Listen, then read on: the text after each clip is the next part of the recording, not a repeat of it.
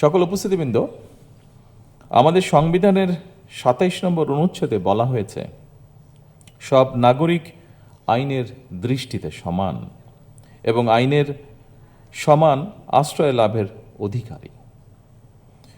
আমাদের সংবিধানের এই বিধান জাতিসংঘের মানবাধিকারের সর্বজনীন ঘোষণাপত্রের ৭ অনুচ্ছেদেরই প্রতিফলন। বর্তমান সরকার বিশ্বাস করে অ্যাক্সেস টু জাস্টিস প্রতিটি নাগরিকের সাংবিধানিক অধিকার। রাষ্ট্রের কোনো নাগরিক অর্থের অভাবে আইনের আশ্রয় কিংবা ন্যায্য বিচার থেকে বঞ্চিত থাকবে, এটি একটি গণতান্ত্রিক রাষ্ট্রে কোনোভাবেই কাম্য বা প্রত্যাশিত নয়। রাজনৈতিক প্রতিহিংসার শিকার হয়ে আমাকেও দীর্ঘদিন কারাগারে থাকতে হয়েছে। তখন আমি নিজে কারাগারে এমন অনেককে দেখেছি যারা শুধুমাত্র আর্থিকভাবে অসচ্ছল হওয়ার কারণে বছরের পর বছর ধরে বিনা বিচারে কারাগারে থাকতে বাধ্য হচ্ছেন বা হয়েছেন। আর্থিকভাবে অসচ্ছল হওয়ার কারণে বছরের পর বছর ধরে বিনা বিচারে কারাগারে থাকতে বাধ্য হচ্ছেন বা হয়েছেন।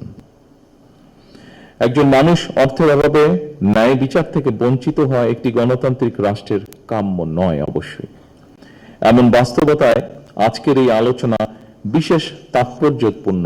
অবশ্যই আমরা বিশ্বাস করি যে রাষ্ট্রে আইনের শাসন, ন্যায় বিচার এবং মানবাধিকার নেই, সেই দেশ কখনোই একটি গণতান্ত্রিক মানবিক রাষ্ট্র হতে পারে না বা হয়ে উঠতে পারে না।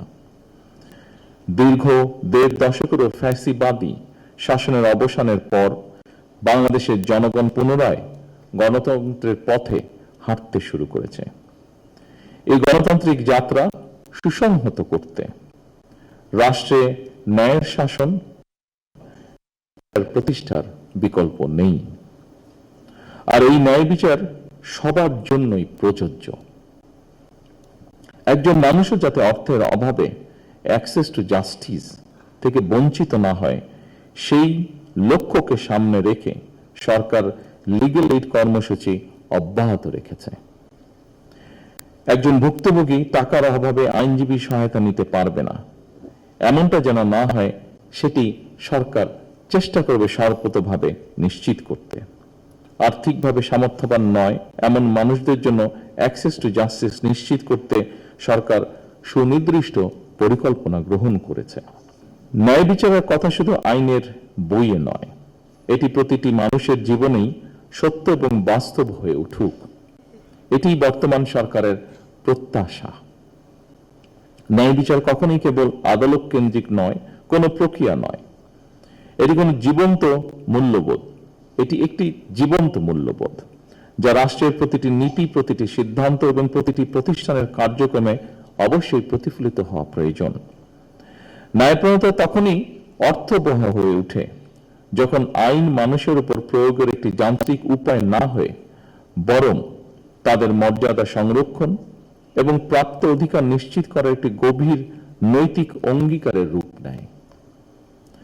বাংলাদেশের রাষ্ট্র গঠনের ইতিহাসেও এই ন্যায়বোধ একটি শক্তিশালী প্রেরণা হিসেবে কাজ করেছে।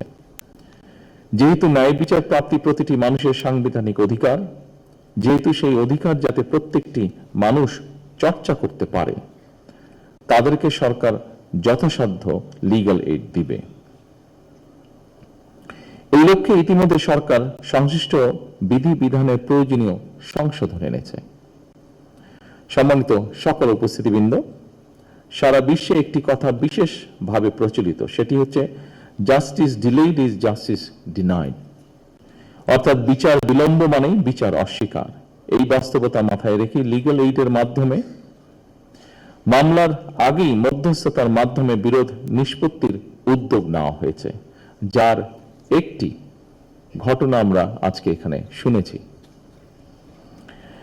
এই ব্যবস্থার মাধ্যমে ইতিমধ্যেই দেশের বিভিন্ন জেলায় কয়েক হাজার বা তারও বেশি হবে, হাজারেরও বেশি হবে, বিরোধ বিবাদ স্বল্প সময় এবং খুব কম খরচে আদালতের বাইরেই নিষ্পত্তি করা সম্ভব হয়েছে। অনেক ক্ষেত্রে কয়েক মাস বা বছরের পরিবর্তে বরং কয়েকটি বৈঠকের মাধ্যমেই সমস্যার সমাধানগুলো করা সম্ভব হয়েছে। এতে আদালতের উপর চাপ কমেছে সরকারের খরচও হ্রাস পেয়েছে।